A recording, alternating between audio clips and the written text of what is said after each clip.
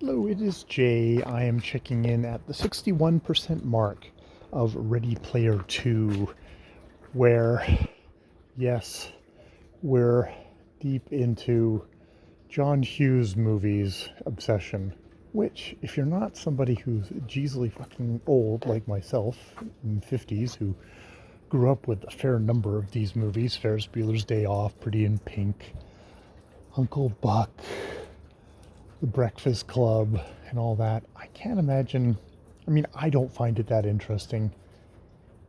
I mean, look, these are all kind of light comedies from the 80s, many of which have aged pretty poorly, or time has shifted by, and it's not the thing anymore.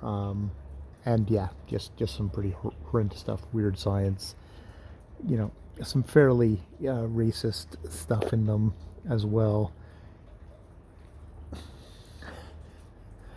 But I think is supposed to be one of the attractions of this story, is that you should be going like, oh cool, all the John Hughes movies, and I'm just trying to think of, like, I don't care about it, and I guess I'm the age group. You're kind of you're banking on there being people who are fresh to John Hughes movies, watched a lot of John Hughes movies, and then have come to this book as teenagers after having watched a whole bunch of movies from the 80s of John Hughes, which are really pretty damn questionable now, and gonna find the entertainment from it, which is odd. So there's that level. There's also the thing of, so yes, they've all been, Wade and all his friends, Artemisia, who is Samantha Sam in the real world, and his other buddies have all gotten kind of, they gotten trapped, and they have to go and find these 7 shards, which seem to be collecting memories of this, his lost girlfriend, of the creator, who's now got this kind of evil doppelganger of himself. Halliday's evil doppelganger, Archenia, or whatever his name is looking for, and it's almost like it's kind of like it's Frankenstein's monster wants a bride of Frankenstein to be happy with, this a electronic version of her as well, a copy of her, and that maybe Halliday was a complete creep and made a copy of her without her consent, and without her husband Og, his former partner's, consent either. So they're having to team up for this, at which point Wade has seemed to, like, he's opening up a little bit, and without really having to address any of his super problematic behavior, he is getting in good with Sam. Sam is comforting him, hugging him, loving him again. I'm almost hoping that Sam turns out to be not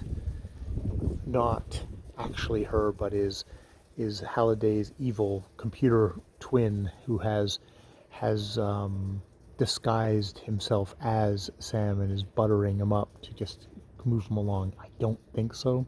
And we're having a little thing of, he calls on this young woman who helped him find the first shard that he paid $1 billion to, who is obviously very kind of worshipful, like the young acolyte who just looks up to him but really wants him to be his best self. And you're thinking, oh great, we're gonna have a little love triangle that way, and they're all gonna want Wade, which is like, Wade is a complete asshole, messed up, stalker, inappropriate, basically a John Hughes hero, where it's like happens to be the young guy in the story, so of course he's the hero, even though there's not particularly any reason for him to be the protagonist, other than the writer has decided, this is my stand-in, this is who the hero obviously needs to be, the things around. That said, it's chugging along fairly easily, but yes, I'm finding this whole into the, I mean, I find a lot of the pop stuff here, it's like, yeah, I know that, yeah, I know that, yeah, I know that. Nothing Nothing interesting.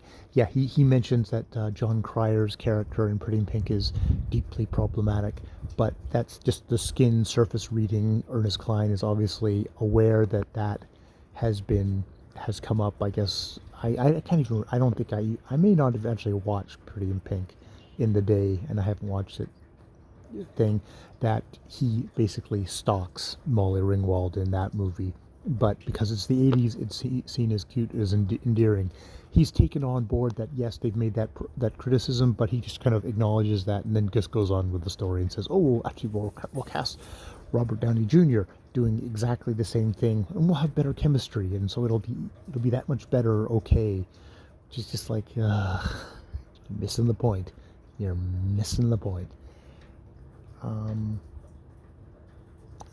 I'm an old dude too, so I can understand this is sort of stuff like, yeah, but it's still cool. It's like, I can understand. You've got that emotional connection to it. That's history. That it got in under your defenses. It got in before all of more nuanced and more kind of critical looks at like what this is reflecting in 80s culture came around. We were just swimming in it, dude. I get it. I get it. But this it's not making for a great story because Wade is just terrible. All right. There's a windstorm. So I'm going to stop and go inside and read a little bit better, much better of a book, A Place of Greater Safety. All right. I've been Jay. More videos later.